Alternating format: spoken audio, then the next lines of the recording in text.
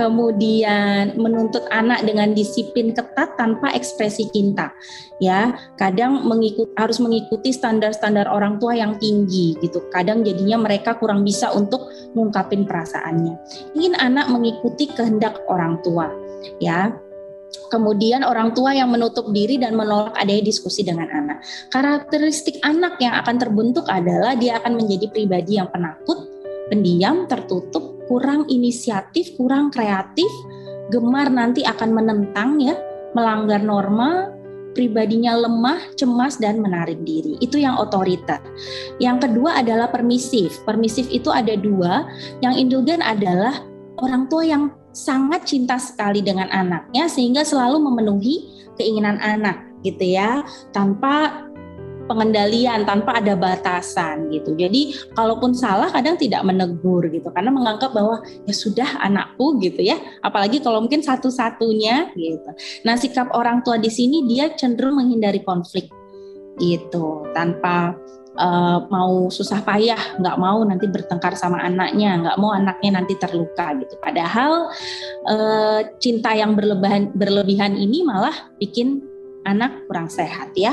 Karakteristik anaknya menjadi impulsif tidak sabaran, agresi, tidak patuh, manja ya, jadi ngambil kesempatan, jadi senjata buat anak. Mau menang sendiri, kurang matang secara sosial dan mudah menyerah. Nah, satu lagi yang permisif kedua adalah uninvolved, yaitu di sini tidak disertai dengan kehangatan kasih sayang.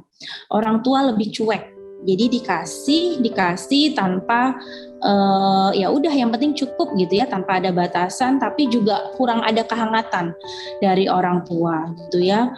Yang penting orang tua menganggap bahwa saya udah ngasih materi, saya udah kasih kebutuhan buat anak, that's it gitu. Nah, karakteristik anak yang kebentuk menjadi minder, tidak berharga karena tidak diperhatikan. Nah, hati-hati bisa jatuh dalam jebakan kenakalan remaja atau narkoba. Yang ketiga sebenarnya adalah demokratis. Nah, ini yang kita harapkan pola asuh yang bisa diterapkan karena apa? Memprioritaskan juga kepentingan anak. Tetapi tidak ragu juga kita kendalikan kapan memang harus kita beri aturan yang tepat, kapan harus berhenti anaknya harus mengikuti aturan gitu ya, ada konsekuensi yang seorang anak bisa penuhi. Sikap orang tua tetap memonitori, menjelaskan standar-standar. Kenapa tidak diberikan ini? Alasannya apa? Aturan selalu di awal sehingga anak bisa mengikuti dan mempunyai pemikiran bahwa oke, kalau misalnya saya mampu menyelesaikan tugas ini, setelah ini saya boleh bermain sepeda misalnya. Kalau saya ternyata tenang, saya tidak marah-marah gitu ya, ternyata mama jadi sayang, papa jadi sayang sama saya gitu. Anak akan mempunyai asosiasi bahwa itu yang akan didapatkannya kalau dia berperilaku baik gitu ya. Nanti akan terbentuk anak yang mandiri, dapat mengontrol diri dan emosinya, kemudian mampu menghadapi stres, mempunyai minat terhadap hal-hal baru dan kooperatif dengan orang lain. Nah, kalau parents di sini apa nih parenting style-nya gitu ya.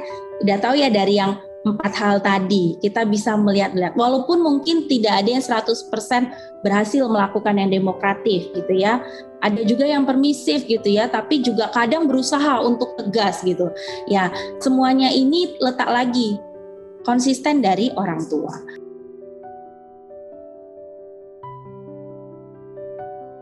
Nah, pola asuh yang ideal, kita berharapnya peran ibu. Peran ibu memang kita tahu banyak ya, lebih banyak di pengasuhan, memenuhi kebutuhan anak, lebih ekspresifin kasih sayangnya, bondingnya ya. Namun peran ayah juga sangat penting ya, di mana ayah sebagai sosok hero, sebagai sosok yang menjadi panutan ya, harus lebih tangguh, nampak tangguh dibandingkan ibu.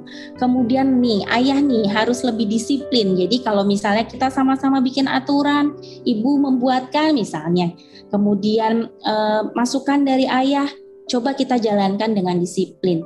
Anak terkadang lebih mendengarkan, lebih mau dengan peran ayah dengan sosok ayah, karena selain sebagai panutan mungkin juga lebih takut ya, kadang kalau ayah suka jarang bicara ya, suka minim gitu bicaranya, tapi tegas dan membuat anak jadi harus memilih-milih perilakunya. Nah, yang ketiga konsisten nih ya, peran ayah harus konsisten untuk membantu peran ibu, sama-sama satu suara supaya pola pengasuhannya sejalan dan saling mendukung.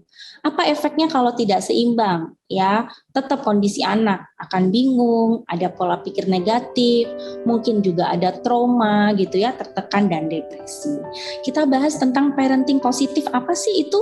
Ya, ini adalah dilakukan secara suportif, konstruktif dan menyenangkan. Mungkin jarang mungkin Bapak sama Ibu mendengar hal ini ya.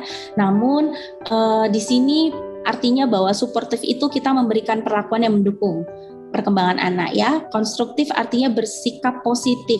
Di sini kita menghindari kekerasan atau hukuman. Ya, mungkin kalau kita dulu sering melakukannya banyak dikit-dikit nanti mama hukum ya, nanti mama ini ya gitu ya. Kalau di pola positif parenting ini kita mencoba untuk meminimalkan, menghindari kekerasan terhadap anak serta dilakukan dengan cara menyenangkan. Gimana cara menciptakannya? Yang pertama adalah emotional connection ya, kedekatan dengan orang tua yang perlu Bapak dan Ibu ingat, parents ingat di sini bahwa anak punya hak untuk mendapatkan kasih sayang, punya hak untuk mendapatkan dukungan dari kecil, supaya tumbuh menjadi pribadi yang sikapnya positif. Bonding, kelekatan dengan ibu dan ayahnya penting. Untuk apa?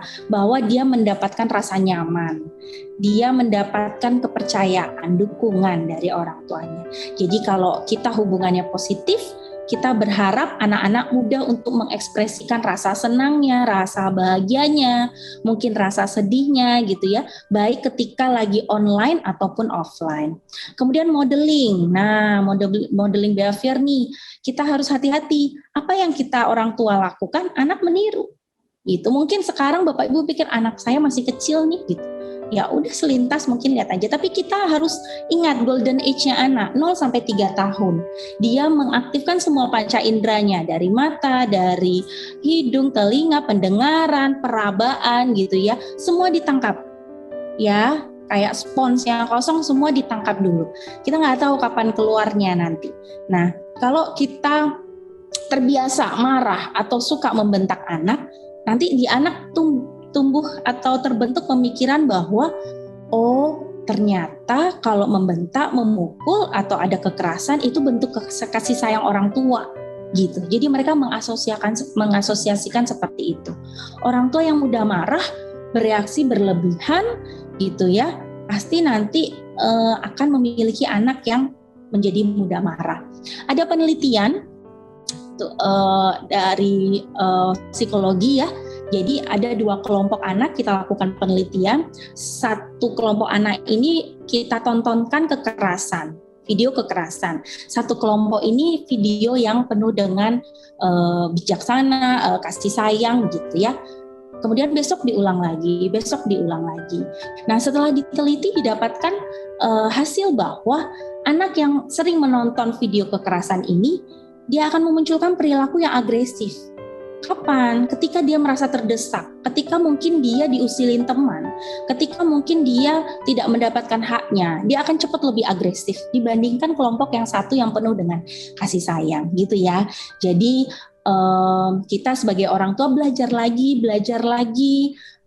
tetap membaca lagi, mencari pengetahuan lagi, mengontrol juga emosinya ketika menghadapi anak, supaya yang kita contohkan itu role modelnya bisa ditiru anak dengan baik. Kemudian gunakan time in bukan time out. Time in ini di sini maksudnya adalah ketika anak merasa marah, ketika anak merasa mungkin sedang tantrum gitu ya, kita ada di situ, kita memberikan waktu bagi anak untuk meluapkan emosinya, tapi orang tua harus tetap setelah itu mencari solusi bersama anak, dekati anak dan memberikan informasi kenapa tadi mama nggak kasih. Kenapa tadi mama nggak kasih es krim? Karena adik lagi batuk kan? Kita udah dengar dari dokter, kita jauhi dulu, nanti adik sudah sembuh baru kita. Nah, buat anak-anak hal seperti itu susah untuk disampaikan secara verbal ya. Ada yang secara spontanitasnya agak kurang, ada juga yang baik gitu ya, tapi kita tetap mengajarkan komunikasi. Time in, berada bersama anak. Jangan time out, anaknya dicuekin dan kita tidak menyelesaikan permasalahannya. Berharapnya dalam hari itu juga kita selesaikan, tapi kasih waktu dulu anak buat melepas emosinya ya. Quality time sudah pasti. Kalaupun ada waktu lebih bersama anak ya nggak hanya main HP masing-masing, gadget masing-masing, tapi tetap ada interaksi. Kadang sangat terbantu dengan kalau ada game ya seperti ini, mungkin kayak di foto yang kita bermain bersama-sama gitu ya. Jadi ada keterlibatan dari orang tua sambil berkomunikasi, sambil bercerita, sambil menanyakan bagaimana hari ini gitu ya. Quality time paling penting. Jadi pola asuh yang positif ini dinilai tepat buat orang tua masa kini ya, di generasi ini dari milenial sampai alfa, karena apa? Membantu orang tua untuk menerapkan disiplin yang efektif ya, tanpa meninggalkan momen yang menyenangkan bersama anak. Di sini kita tekankan tetap sesuatu yang positif, tidak ada kalimat yang negatif atau menyalahkan anak.